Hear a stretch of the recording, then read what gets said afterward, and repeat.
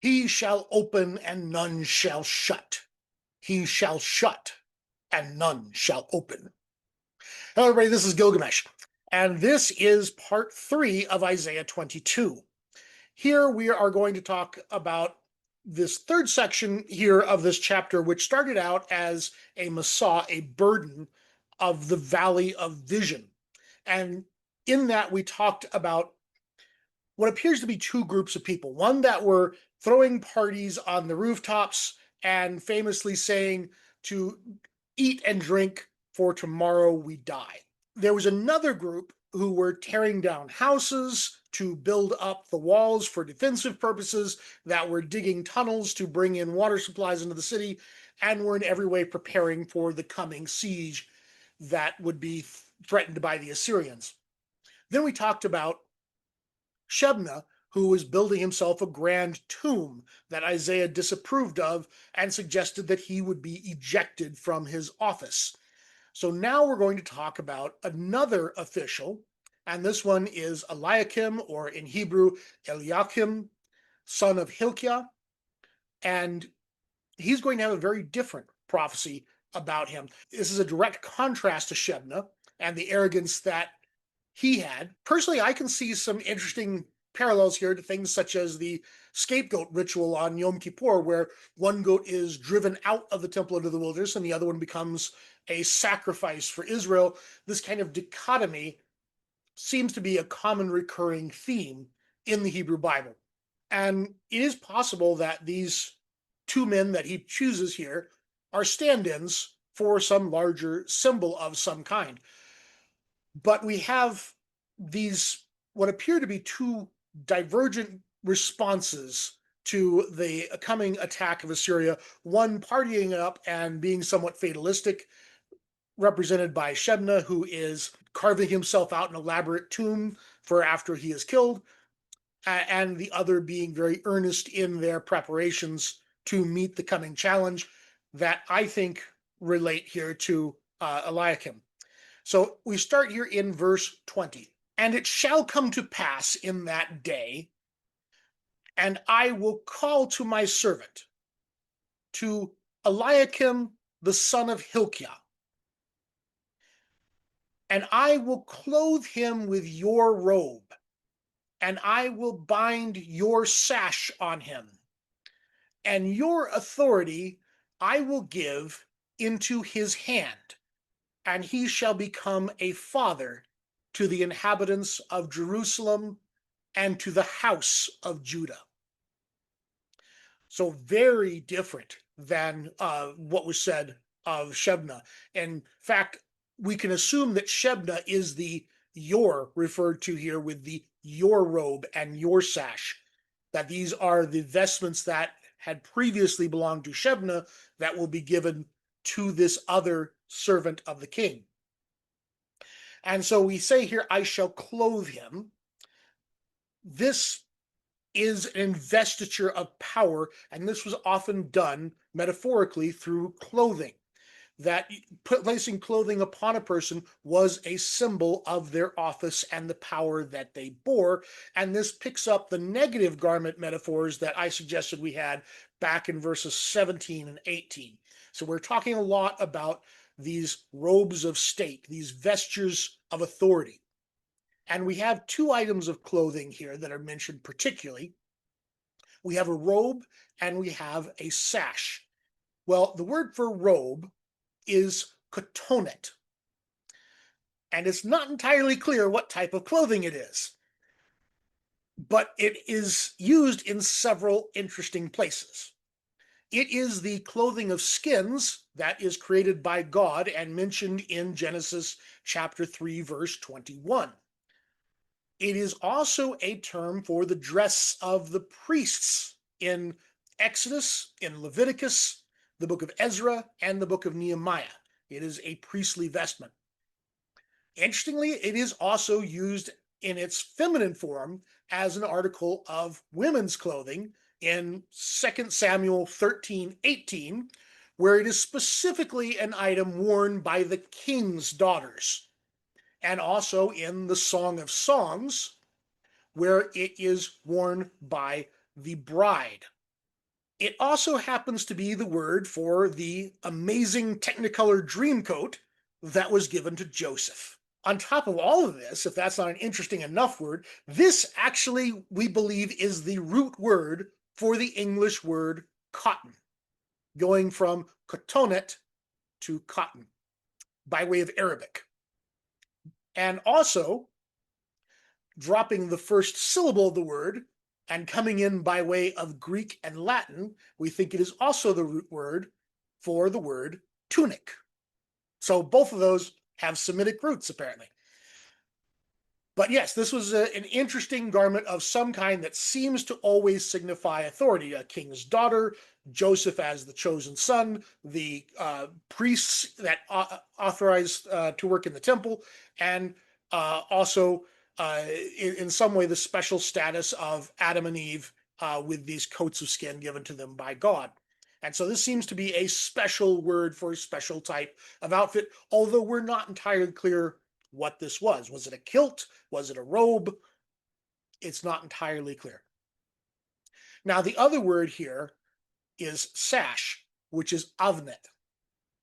And it is used elsewhere only to describe priesthood vestments that are described as those who are authorized to work in the temple. This was among the vestments they would wear, and it appears to be an Egyptian loanword. And so this is, we do think, some type of a sash that was tied around the person, and it may hail back to various Egyptian ideas of sacred vestments as well, and thus they might have chosen this Egyptian loanword to describe it. And he is given the title of father. This is sometimes used as a term of political authority. It's one who protects and supports those under his care and authority. It's used in a similar way in Job 29:16, where he says, I have been a father to the poor. So yes, this is a title of honor and a metaphorical title for someone in authority, but it seems to be more than that, because we come back to this term father two more times in this brief area of verses here. But he's going to become a father to the inhabitants of Jerusalem and the house of Judah. Now, interestingly, house is the same thing that Shebna was over. And we're going to talk a bit about the house, perhaps meaning the royal house, the place where the king Hezekiah is ruling. This might be a nod to his place in political and royal authority. But we definitely go into his royal authority in the next verse of verse 22.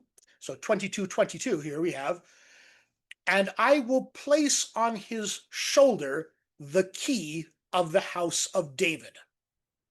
And he shall open, and none shall shut, and he shall shut, and none shall open. Nice little chiasm there, very tight phrase. Now, this word for key that's placed on his shoulder here, ancient keys were very large. They were usually made out of wood, and it's not unreasonable that the actual physical key might have been tied onto his shoulder to indicate his authority. That seems like it could be the case. Now, the word here for key is quite rare. It comes from a root which means to open, which makes sense for a key. A key is what you use to open things, and it also connects it to that chiasm below, that he shall open and none shall shut. So this idea of a key as an opener fits in with this idea that you can open and you can seal various passageways under your authority. And so this key is a symbol of this authority. The lexicon actually links it to Isaiah chapter 9, verse 5, or in many Christian editions of the Bible, you'll find it as Isaiah chapter 9, verse 6, to the phrase where the wonderful child is having the government placed upon his shoulder. Now, it doesn't use the word key there, but the idea, again, of authority being placed on the shoulder is still present, and that seems to be the same idea here, with the key to the house of David being laid on this official's shoulder. It is used in 1 Chronicles chapter 9, verse 27, to refer to unlocking the temple in the morning. And it does also appear in a more secular context in Judges chapter 3, verse 25, to refer to the key to the king's chambers, which those who held that key were afraid to use it because they smelled, well, I won't spoil the story for you. Go read it. It's in Judges 3. It's a great story. But this is another place where the word key is used to be a place for the king's private chambers. So the key to the house of David, this is a symbol of authority inside the royal palace. And that takes us to verse 23. And I will fasten him like a nail in a sure place, and he will become a throne of honor to his father's house. Let's start here with a throne of honor here. You can also translate it as seat of honor to his father's house. The word here can mean either a throne or just simply a chair. The fact is, in the ancient world, most chairs were thrones. Only the king's got a good place to sit. But yeah, it's this seat of honor, this throne of honor. It does seem like it could also have a temple connection as well, for the top of the ark was thought of as the mercy seat. And so this is still possibly in that context here of this kind of temple imagery that they've been using with all of the priestly-like clothing here. It is a pointed antithesis to the description of the exiled Shebna back in verse 18, where he had the chariots of your honor shall be the shame of your master's house. So here, the seat of honor of his father's house is given to Eliakim, but Shebna was told that his chariots of honor would be the shame of his master's house. Now, the word for nail here, and I should note that Ezra chapter 9, verse 8, seems to be directly inspired by this phrase that we find in this chapter. These were big, heavy things. These are not like the nails that we have today, which are so nice and thin and hit them with a relatively small hammer. These were big, heavy things. The word that is for nail here is translated elsewhere as stake, as in a tent stake. And it is used as a metaphor for Zion, which is envisioned as a tent or tabernacle with stakes holding it together. It's also used frequently to discuss the tabernacle in the wilderness that had various stakes holding it together. It also is used in a couple of other interesting contexts. This word for nail, it is a thing that you can wind up getting your long hair tied to if you mess around with the wrong women when Philistines are nearby. And you can find that in Judges chapter 16, verse 14.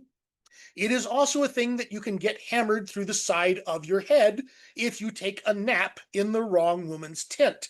And you'll find that in Judges 4:21. So definitely be careful around women when dealing with these kind of nails or stakes. That seems to be the very clear overriding lesson here. Now, we say it is in the sure place, the sure or secure place or firm place. The word here is ne'eman.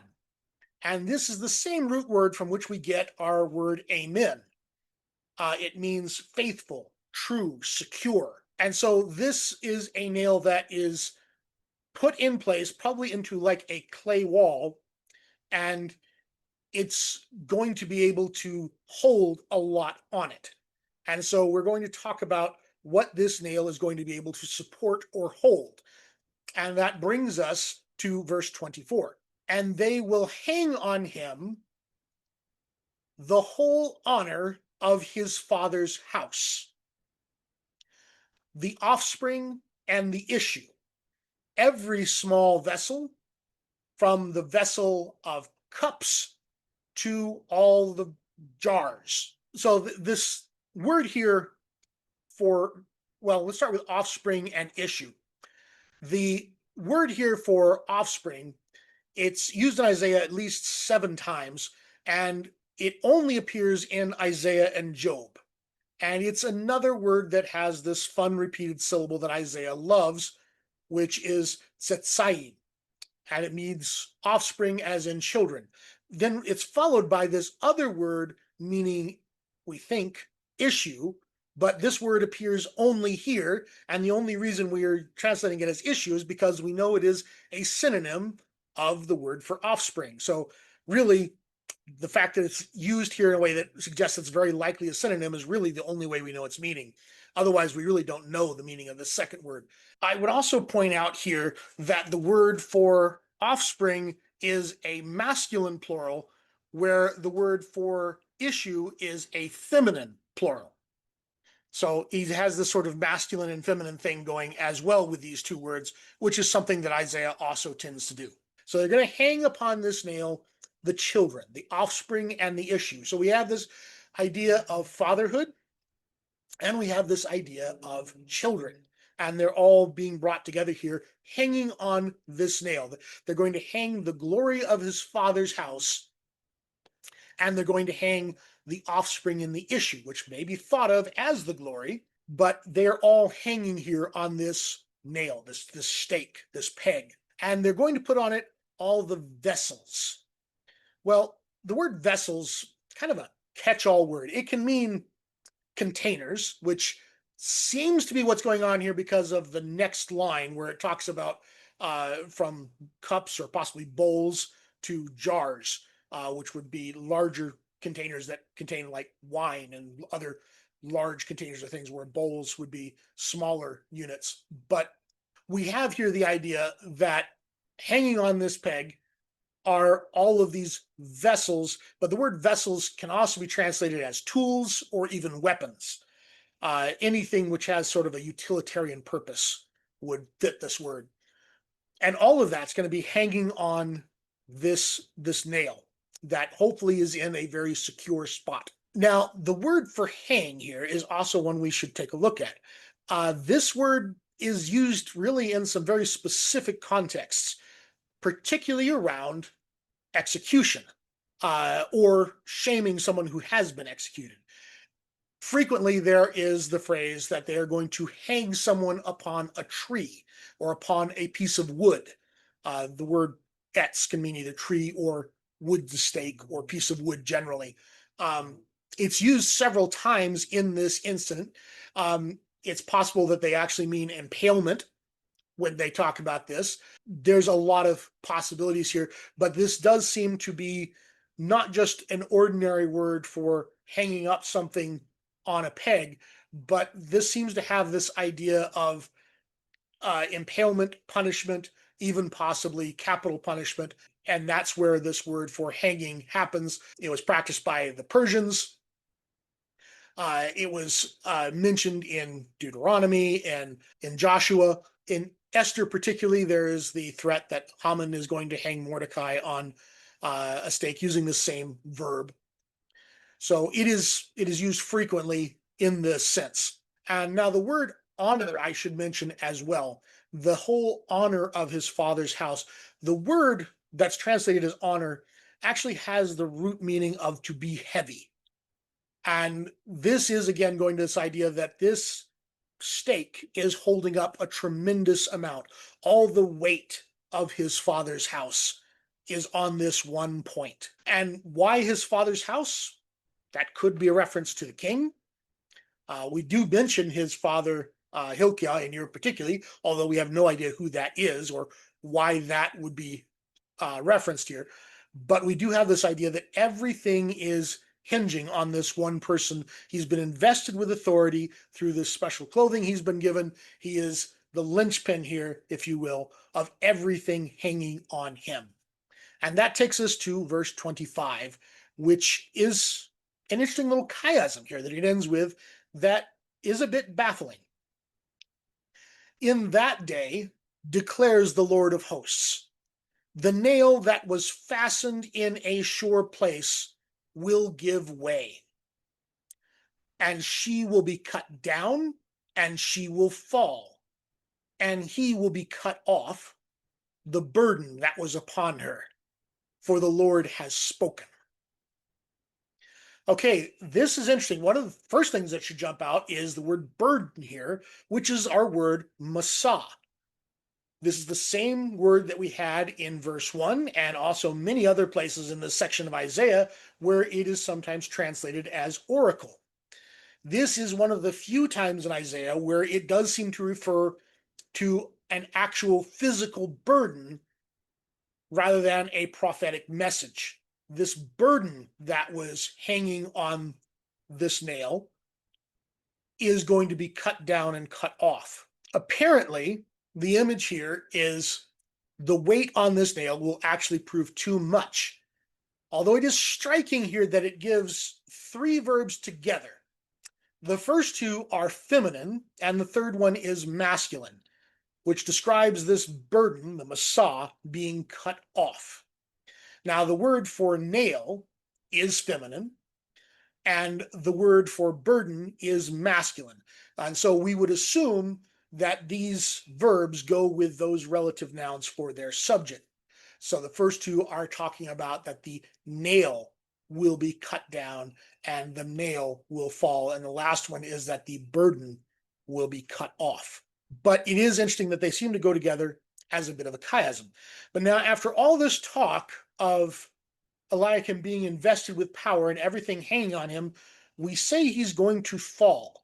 And that seems odd. Robert Alter said this about it. He said, "This entire verse is a blatant contradiction of the glowing prophecy concerning Eliakim's displacement of Shebna. And one must conclude that a later editor, aware of the disaster that had befallen Eliakim, added these dire words." So his thought is that this whole last verse was added afterward, that Eliakim met some untimely end, and they added this little chiasm at the end here to talk about how it would be too much for him. It's an absolute mystery what this last verse means. It does seem, however, to have some similarities to the servant songs that we find later in Isaiah, of a faithful servant who is overcome and meets his death. But there we have it, the Masah of the Valley of Vision. We started off describing what I can only assume are two different groups of people, one partying on the rooftops and saying, "Eat and drink, for tomorrow we die," and the other desperately breaking down houses to build defensive walls, making tunnels to bring in water supplies. And then we turn our attention to two officials, one who is focused on making himself a glorious tomb and is rejected, and the other who is being invested with power to become the father to his people and to carry a great burden, a masah, upon himself, but who seems like he will fall under its weight. And that's Isaiah chapter 22. We are 1/3 of the way through the book of Isaiah. That's great. I've been doing these for a little under a year, and I was honestly hoping to be further along than 1/3 of the way through after a year of making these videos, but we'll do it as it comes. They're a great joy to me to discuss these things, and I hope you are enjoying it too. Please like and subscribe, and I will see you in the next one.